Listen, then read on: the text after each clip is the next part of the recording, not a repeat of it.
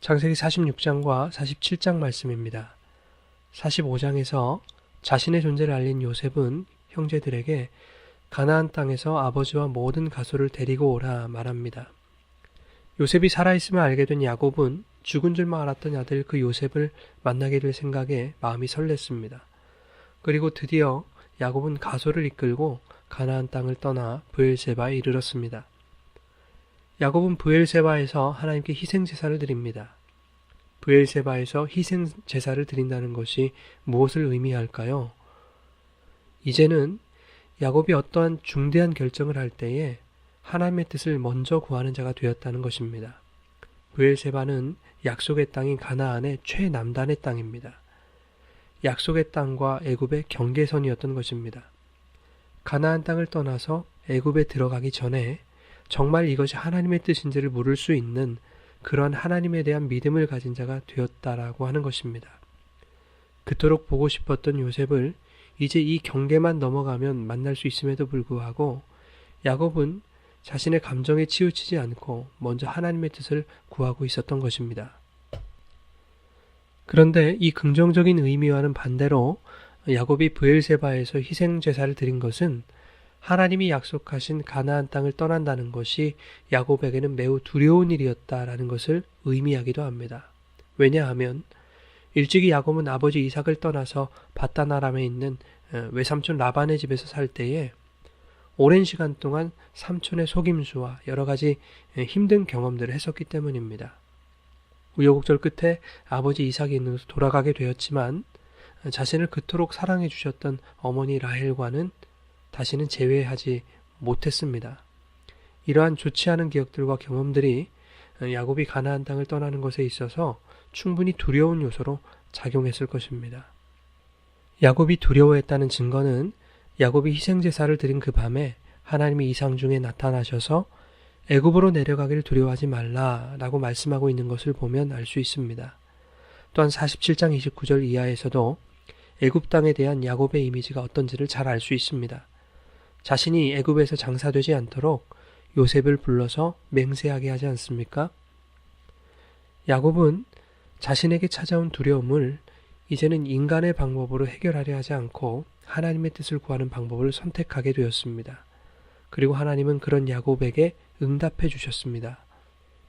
애굽으로 내려가기를 두려워하지 말라. 내가 거기서 너로 큰 민족을 이루게 하리라.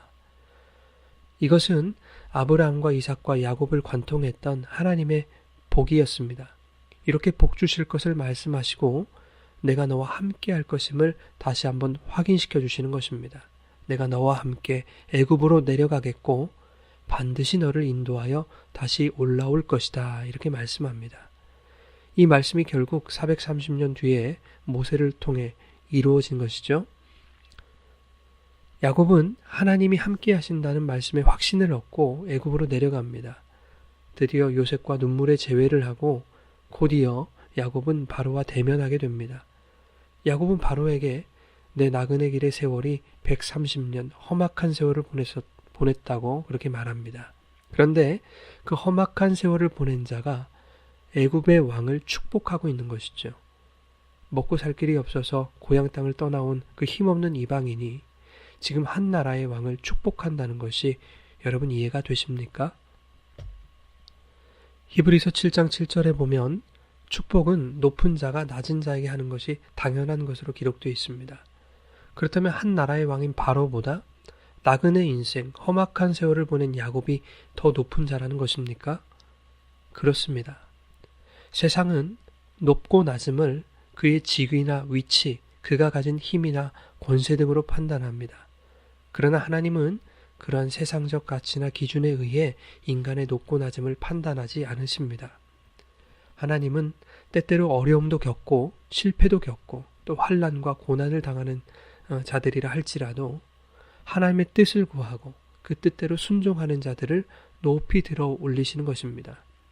세상의 힘에 머리를 숙이지 않고 전능하신 하나님께 겸손히 머리를 숙이는 자를 하나님은 높이시는 것입니다. 베드로전서 5장 6절에 이렇게 말씀합니다. 그러므로 하나님의 능하신 손 아래서 겸손하라.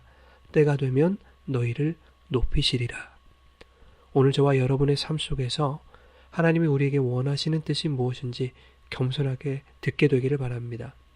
오늘 나의 삶 속에 여전히 세상이 가치로 삼는 돈이나 명예, 힘이나 권세가 없다 할지라도 그것들에 무너지지 않기를 바랍니다. 오히려 세상이 주지 못하는 참된 보화를 가진 여러분들이 이 세상을 축복하게 되기를 바랍니다. 세상아, 너희가 가진 것들은 사실 진짜가 아니란다. 너희에게도 진짜 보화이신 예수 그리스도의 은혜가 임하길 원한다. 이렇게 세상을 축복할 수 있는 우리 모두가 되기를 바랍니다. 오늘 하루도 이 세상이 보여주는 가치들에 일희일비하지 않고 하나님께서 당신의 때에 반드시 우리를 높여주실 것이라는 것을 기대하고 또 확신하며 오늘도 하나님께만 소망을 두고 살아가시는 우리 모두가 되기를 간절히 바랍니다.